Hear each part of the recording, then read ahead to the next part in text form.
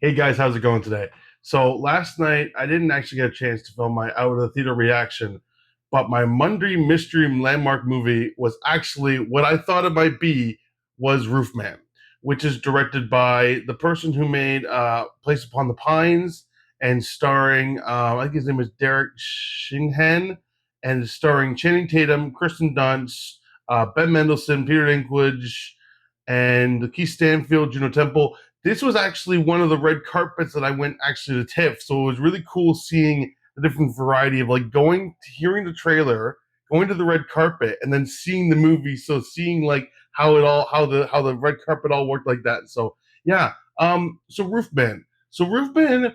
You know what? I quite enjoyed this movie. Channing Tatum did a really good job of portraying this kind of out of his luck character that is having to has like trying to like provide for his family by it was basically the story from like early 2000s, but the notorious roofman that is basically going to McDonald's and buildings and stealing things, but he's stealing things for his family and for the better good. So it's not really more an antagonistic story. It's more just the fact that like he's put in this situation because he's trying to provide for his family and everyone around him is thinking, oh, he's just stealing stuff for this. It's like, no, he's generally trying to help people, but it just comes off as the wrong way for that. But I really enjoyed Channing Tatum in this role. He's probably his character lines up with more what Channing Tatum has done before, and it actually allows him to have more emotional depth toward the end of the film, and then allows him to have unique situations where he always kind of been like that comedic or some dramatic actor. He blends both these genres very well with dramatic and comedic actors. Who else was really good in it? Peter Dinklage was good. Kristen Dunst was good. I generally like the story. There were a couple times where I was watching it, and I know it's based on the real story, and I was watching it and thinking, okay, it's like if this was actually happening in the real life, then this he might have been caught earlier. But I did some research on the film, and apparently those situations actually did happen. Now, what I saw recently was the Lost Bus, and that's based on the wildfires in 2018. And I found that movie was it was stretched out to 2 hours long, and it allowed the film to have like the extra like tension and stuff. But in reality, that movie, the bus was only in the fires for about 5 hours.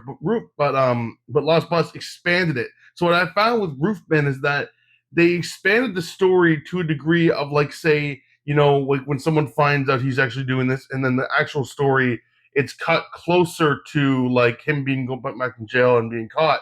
This movie's more spread out to have the character development, but it felt more in line with what the story was going with than say the Lost Bus because of the performances, because of the directing, because of the acting.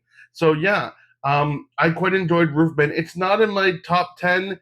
It's probably around. I think it's like it's toward the better half of the year, but it's not anything like groundbreaking and stuff. But it's still a really fun movie. If you're looking for, it's actually there's some Christmas elements in this movie. So even though it's released in October, if you're to put this around Christmas, it's a nice Christmas movie to kind of add to your genre about that time. So yeah, that was my review of Roofman. So coming up next, I'll be seeing Tron Legacy this Friday, and then I'm not sure what else, but I'll be slowly up, like I said, uploading. I'll be posting my Frankenstein TIFF review in about a week or so, closer to more when it's going in theatrical, so people can see that.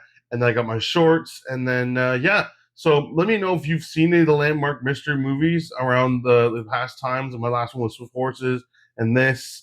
So let me know if you've seen those, what your favorite chain performance is. And my final rating on Roofman is that I'd say if you're looking for a good time, it's worth watching in theaters. But if you want to wait for a little while, it's also worth watching on streaming. So I'd say worth watching on streaming. So yeah, so stay tuned to my reviews, and you'll see more coming in the future. Thanks.